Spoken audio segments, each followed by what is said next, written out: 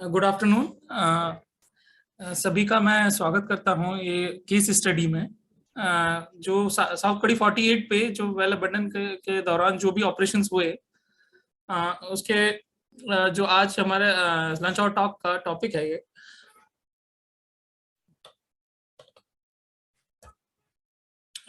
शुरुआत करेंगे। जो कंटेंट्स हैं, पहले हम ब्रीफ हिस्ट्री ऑफ साउथ कड़ी 48 देखेंगे।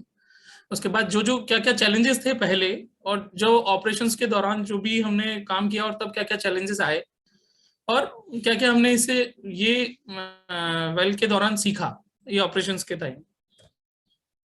साउथ कड़ी 48 1982 में ड्रिल किया गया था और वाटर इंजेक्शन में इनिशियली वाटर इंजेक्शन में कंप्लीट किया था, और 2000 में इसे ऑयल प्रोड्यूसर में कन्वर्ट किया। बट ज्यादा ऑयल प्रोड्यूस ना होने के कारण इसे फिर से वाटर इंजेक्शन में कन्वर्ट कर दिया गया। 2007 में जब वर्क ओवर के लिए गए तो ऑब्जर्व किया गया कि ट्यूबिंग स्टक मिली, और काफी फिशिंग अटेम्प्ट्स के बाद खाली 21 सिंगल्स ही रिकवर हो पाए, और ये सस्पेक्टेड था कि 203 मीटर पे कैसिंग डैमेज है या पार्टिंग हो गई है, और कोई भी फिशिंग टूल नीचे नहीं जा पा रहा था। और इवन 1 इंच माइक्रो ट्यूबिंग भी ट्राई किया गया, बट वो 203 मीटर के नीचे कुछ भी नहीं जा पा रहा था। तो इसलिए वेल को उस समय छोड़ दिया गया, बिकॉज ना इससे इंजेक्शन हो रहा था ना प्रोडक्शन हो रहा था, इसको ऐसे ही ऑब्जर्वेशन वेल छोड़ दिया गया। फिर 2021 में वर्क और एक आकाश 13 को डिप्लॉय किया गया इसको अबंडन करने के लिए, क्योंकि पर्पस ये था because the well site was situated opposite the south कड़ी सिटी अब, और वहां बैरक्स प्रपोजल था कि सीआईएसएफ बैरक्स आएंगे, तो इसलिए वेल को सेफली अबंडन करना बहुत जरूरी था। जो चैलेंजेस थे, सबसे पहले अबंडन का जो एज पर ओआईएसडी रिक्वायरमेंट है कि हमें सबसे बॉटम में एटलीस्ट अगेंस्ट द परफोरेशन हमें 30 मीटर का प्लग चाहिए, about the perforation and below also. So वो पॉसिबल तभी था जब हम जो स्टक ट्यूबिंग है वेल के अंदर वो निकाल पाए। और वो निकाल पाना और ज्यादा मुश्किल इसलिए था कि 203 मीटर के नीचे हमारा जो डैमेज था उसके नीचे हम कोई भी फिशिंग टूल नहीं ले जा पा रहे थे, और ट्यूबिंग इंटीग्रिटी भी हमें नहीं पता था, बिकॉज ये वाटर इंजेक्शन का वेल था काफी साल, और पिछले 14 सालों से तो ऐसे ही पड़ा हुआ था बंद। तो जो ऑपरेशंस हमने शुरुआत की, सबसे पहले हमने एक इम्प्रेशन ब्लॉक का ट्रिप किया। इम्प्रेशन ब्लॉक का ट्रिप में हमें डाउट आया कि ये केसिंग डैमेज का ही इंडिकेशन मिला, तो हमने मिलिंग किया। फिर इम्प्रेशन लिया, बट तो भी हमें साइड में ही मार्किंग्स आए, तो हमने छोटा नए तरीके से एक छोटा कोनिकल बनाया 238 के ड्रिल पाइप पे, और उससे अटेम्प्ट किया कि हमें एक होल मिल जाए, फिर हम अकॉर्डिंगली नीचे जा पाए। बट वो भी हमें सक्सेस नहीं मिला। फिर से हमने मिलिंग ट्राई किया, तो इस बार मिलिंग में हमें, आप देख सकते हैं ये इसमें सेंटर में मार्किंग आई, तो ये थोड़ा अलग हो गया कि पहले मार्किंग साइड में आ रही थी फिर सेंटर में आई। हमने और मिलिंग की, बट सेकंड एफएमटी में हम 1 मीटर ज्यादा मिल कर पाए। हमने फिर से इंप्रेशन लिया, तो ये जो इंप्रेशन आया, अब ये दो हो सकते थे, या तो ये ट्यूबिंग का इंप्रेशन भी हो सकता है या केसिंग का भी हो सकता है। तो हम पहले पॉजिटिव वे में गए कि ये ट्यूबिंग है, तो हमने ट्राई किया ट्यूबिंग को पकड़ने का, स्पीयर से ट्राई किया, मील टेप से ट्राई किया और डाइकॉलर से ट्राई किया, बट हमें कोई सक्सेस नहीं मिली। तो हम अदर वे गए कि ये हो सकता है केसिंग का डैमेज हो। तो जब हम सीएमटी के साथ गए, तो हम 3 मीटर ज्यादा मिलिंग करते हुए चले गए इजीली, बहुत ज्यादा प्रॉब्लम भी नहीं आई, बट हम नीचे चले गए।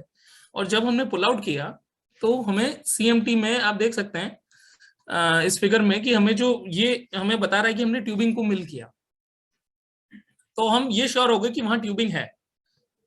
तो फिर हमने ट्यूबिंग को पकड़ने का ट्राई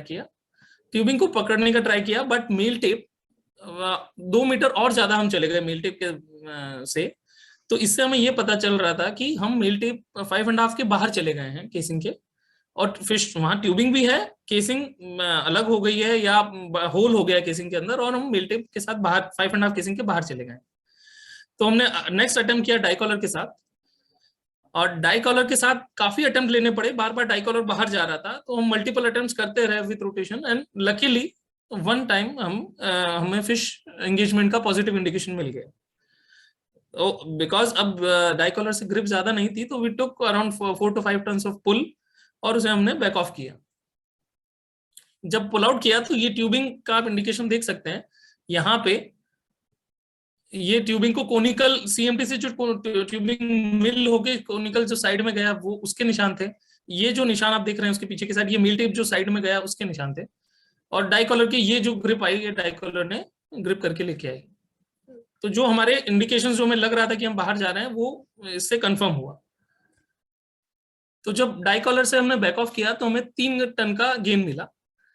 तो अब ये हमने पूरी फिश पुल आउट नहीं की। जो क्योंकि हमें एक डाउट था कि अगर हम ये पार्टिंग एरिया से ऊपर आ जाएंगे तो वापस री एंटर करा पाए या ना करा पाए और प्रॉब्लम्स बढ़ सकती हैं। तो इस वजह से हमने ट्यूबिंग को उतना ही पुल आउट किया कि ये जो ट्यूबिंग एंड जो है इस पार्टिंग पॉइंट के नीचे है। तो रिमोट से करना। हाँ ना। उसके बाद हमने खाली जो डैमेज सिंगल था यही पुल आउट किया, वापस ट्यूबिंग को मेकअप किया और नीचे जाके मेकअप कर लिया। लेकिन जब हम नीचे मेकअप करके स्ट्रिंग को रिलीज करने का ट्राई किया, बट ऑब्जर्व किया गया कि स्ट्रिंग वाज टोटली स्टक। हमने 10 टन तक इनिशियली एक्स्ट्रा पुल दिया और सर्कुलेशन मिल रहा था। तो इससे ये हमें लग रहा था कि कहीं ना कहीं सर्कुलेशन मिल रहा है तो कहीं ना कहीं ट्यूबिंग इंटीग्रिटी नहीं है सही और स्टक था। तो ये डिसाइड किया गया कि बॉटम जो ट्यूबिंग शू के नीचे तक हम सीटीयू से क्लियर अटेम्प्ट कर लिए। तो जब बॉटम क्लियर करने के लिए ट्राई किया तो हमें वीडियो उतार लेंगे। मैं सबसे रिक्वेस्ट करूंगा कृपया म्यूट कर लीजिए। हेल्ड अप हुआ। तो जब सीटीयू पुल करने के बाद उसके बाद हमने फिर से ये सोचा कि नाउ अब और ऑप्शंस कम हो गए थे, तो हमने फिर से अब ओवरपुल बढ़ाया धीरे धीरे and around 18 to 20 ton extra pull पे स्टकअप रिलीज हो गया। और ड्यूरिंग द पुल आउट जब हम पुल आउट कर रहे थे हमें वेरी कर रहा था 7 to 8 टन तक एक्स्ट्रा ड्रैग लेते हुए स्ट्रिंग आई। एंड जो 770 मीटर्स के अराउंड की डेप्थ थी वो ओवल शेप में ट्यूबिंग थी और वो डैमेज भी थी वहां से, और उसके अंदर जो मिलिंग की कटिंग्स थी वो भी हमें मिली। नाउ अब ये हमारा एक ये था कि या तो इसी ट्यूबिंग से हम सीमेंट प्लेस करें, क्योंकि वापस बाहर निकालना और 204 मीटर से वापस अंदर जाने की संभावना कम थी। तो क्योंकि ट्यूबिंग की इंटीग्रिटी हमें नहीं पता थी तो हमने डिसाइड किया कि will place the bottom cement plug with the help of CTU. अब सीटीयू का क्योंकि आईडी बहुत कम होता है तो उससे सीमेंट प्लग करना इजी नहीं है। तो ट्यूबिंग शू को 760 मीटर्स तक ही पुल आउट किया। उसके बाद सीटीयू रन किया, पूरा बॉटम 98 मीटर तक ही हम क्लियर कर पाए, उसके आगे हार्ड ऑब्स्ट्रक्शन था। तो यही डिसाइड किया कि बॉटम में सीमेंट प्लेस करेंगे। बट सीमेंट स्लरी जो है वो उसका मॉडिफिकेशन अलग टाइप की सीमेंट स्लरी चाहिए होती है, क्योंकि प्रेशर सीटीयू में बहुत ज्यादा 4500 तक ऑब्जर्व किया गया था जब बॉटम क्लियर कर रहे थे। तो इतना हाई प्रेशर के लिए स्लरी को अलग तरीके से डिजाइन किया गया और अकॉर्डिंगली बॉटम सक्सेसफुली एक बॉटम सीमेंट प्लग को कॉइल ट्यूबिंग के थ्रू किया गया, जो पहली बार ही था एक तरह से, क्योंकि कहीं भी इतने 114 इंच के सीटीयू से सीमेंट प्लग नहीं किया गया। बट आफ्टर प्रॉपर प्लानिंग और सारी डिजाइन स्टडी करने के बाद ही ये सक्सेसफुली जॉब किया।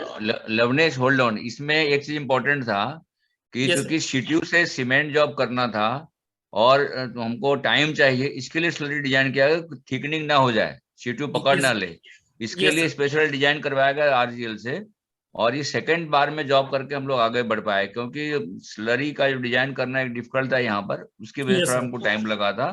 और मेन रीजन वही था कि हमको स्पेशल स्लरी डिजाइन करना पड़ा, स्पेशल स्लरी डिजाइन करना पड़ा सर, इस वजह से हमने। ठीक आगे बढ़ो। नेक्स्ट फिर से सीटीयू के साथ ही सीमेंट टॉप को 1890 पे टैग किया और टेस्ट भी कर लिया 1000 psi पे। उसके बाद एक मिडिल सीमेंट प्लग डाला 637 से 760 मीटर्स तक।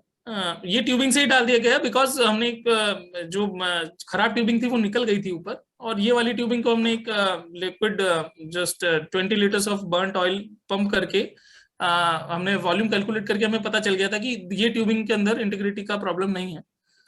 तो ये एक मिडिल बैकअप प्लग प्लेस किया और टॉप प्लग के लिए 195 मीटर्स पे केसिंग को लॉगिंग से कट किया गया। और बट यहाँ तक सब कुछ अलग अलग डिफिकल्टीज आ रही थी, पर एक डिफिकल्टी और आई जब हमको 5.5 केसिंग को पुल आउट करना था।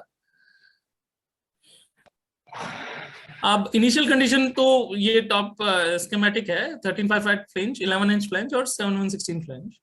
तो ट्यूबिंग को रिमूव कर दिया गया, अडेप्टर को हटाया, 7/16 टू 11 इंच अडेप्टर को हटाने के बाद और सील्स और प्रेशर प्लेट हटाने के बाद जब एंगेज किया हमने 5.5 केसिंग को निकालने के लिए स्पेयर से एंगेज किया, बट 45 टन तक वो केसिंग बिल्कुल भी नहीं हिली, ना केसिंग स्लिप हिली और ना ये केसिंग हिली। तो काफी अटेम्प्ट्स किए, काफी hammering, rust remover, diesel, xylene, सब तरह से ट्राई किया, हैमरिंग भी बहुत ट्राई किया, बट हम रिलीज नहीं कर पाए। और सस्पेक्टेड यही था कि ये केसिंग स्लिप ही स्टक है, यहाँ वैलेट बाउल के अंदर केसिंग स्लिप पूरी स्टक है। तो इसके लिए ये काफी अटेम्प्ट्स करने के बाद फिर एक आइडिया सोचा गया कि क्यों ना 13.5/8 फ्लैंज को ही पूरा खोल दिया जाए। तो 13.5/8 फ्लैंज के स्टड्स को कोल्ड कटिंग किया गया और पूरा फ्लैंज के साथ ही केसिंग को उठा ली गई। फिर एक 75 mm का जो स्टड है उसको यूज करते होल करा और सी प्लेट के ऊपर केसिंग को रेस्ट किया, ऊपर वाली केसिंग को कट करके हटा दिया और फिर से स्पेयर से एंगेज करके 5.5 केसिंग पुल आउट की गई। अब आगे सब्सिक्वेंटली 195 मीटर की केसिंग निकाल के टी प्लग दिया गया 258 मीटर से 163 मीटर्स तक, एंड फाइनली एक 958 केसिंग को परफोरेट करके टॉप प्लग 34 मीटर से 153 मीटर तक दिया गया एंड वेल्डेड प्लेट को वेल्ड करके अबंडन कर दिया गया। तो इसमें ये वेल के मतलब वैसे अबंडन तो नॉर्मली करते हैं, बट ये वेल को अबंडन करने में सबसे बड़ा चैलेंज था कि शैलो डेप्थ पे केसिंग डैमेज था और उसको किस तरह से हमने जो भी चैलेंजेस आए केसिंग डैमेज को होते हुए भी हम सीटीयू से अनकन्वेंशनल मेथड से हमने सीमेंट का बॉटम प्लग प्लेस किया। फिर जो 5.5 केसिंग पुल नहीं हो पा रही थी उसको 13.5/8 फ्लैंज को भी खोला। तो अलग अलग तरह की प्रॉब्लम्स आई, लेकिन उसको हम हमेशा ऑप्टिमिस्टिक रहे और हमने हमेशा सारे ऑप्शंस खोल के रखे कि हमको क्या करना है आगे। ट्यूबिंग पहले ही सोच के रखा कि ट्यूबिंग पुल आउट नहीं करनी, एंड थोड़ा अलग तरीके से सोचा और जहाँ सर का परसेवरेंस ही था कि हमको हमेशा मोटिवेशन देते रहे कि कुछ सोचो नया, इसको कैसे भी हमें करना है, और इस तरह से ये वेल को सक्सेसफुली कंप्लीट कर दिया गया। Thank you. Any questions and suggestions? इसमें मैं सारे टीम की चीज बताना चाहूंगा। ये काफी ट्रिकी वेल था और बहुत सारे डिसीजन लेने पड़े जो कि कहीं पर लिखा नहीं है। फॉर एग्जाम्पल, अगर हम इनिशियली जब फिश को पकड़े थे, अगर हम पुल आउट कर लेते तो शायद हम दोबारा वहां तक पहुंच नहीं पाते। तो वो डिसीजन भी बहुत क्रूशियल था, उसमें काफी टाइम लगा हमको और अल्टीमेटली हम लोग सक्सेस मिला। फिर सीटीयू से सीमेंट जॉब करना था, उसको भी 300 मीटर का गैप चाहिए उसको सेटिंग टाइम, उसको सीटीयू लोअर करना, फिर उसको बाहर निकालना में टाइम चाहिए। इसके लिए स्लरी भी डिजाइन करना पड़ा स्पेशल। फिर हमारा ऊपर में जब आए तो उसमें भी एक प्रॉब्लम आई कि वेलहेड निकल नहीं रहा था, स्लिप निकला नहीं।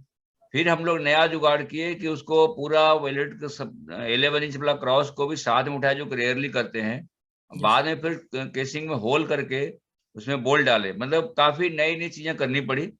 इसके लिए ये मैं चाहा कि सबको शेयर करे, और ऐसा भी प्रॉब्लम आ सकता है तो शेयर करवाए। अभी किसी को और कुछ जानकारी चाहिए, कोई क्वेश्चन आंसर है तो उसका लवनेस जैन बेटा जवाब देगा। Anyone can ask anything if there is any doubt. इसमें देरीज का ट्यूबिंग हमने सीटीयू क्यों नहीं यूज किया during cementation? Yes sir, please मतलब सीटीयू 1/1/1/4 की जगह देरीज का सीटीयू क्यों यूज नहीं किया एचपीटी के थ्रू? सर हमें आपकी आवाज क्लियर नहीं आई सर, पूरी कौन सी टाइप की सीटीयू सर? सीटीयू देरीज का अहमदाबाद एसेट में अवेलेबल है, एचपीटी। Yes sir. वो हमने 1.25 इंच की जगह देरीज क्यों नहीं यूज किया? कोई एनी मैंने reason for annually volume of cement? क्योंकि सीमेंट तो हमने रीडिजाइन कर ही लिया आरजीएल के थ्रू, सर जैसे बताए। तो हमने देरीज का कॉइल ट्यूबिंग क्यों नहीं यूज किया? उसका reason specific? Sir specific reason नहीं, कोई 1.5 इंच का ही यूज किया गया था। वो एक बार यूनिट खराब भी हो गई थी, 1.5 इंच का ही सीटीयू यूज किया गया था। हाँ, मुझे ये वही समझ में नहीं आ रहा था जो 1.25 इंच को क्यों किया। ओके, सवा इंच से वो 1.5 इंच का ही किया गया था। Yes sir. ठीक, ओके ओके।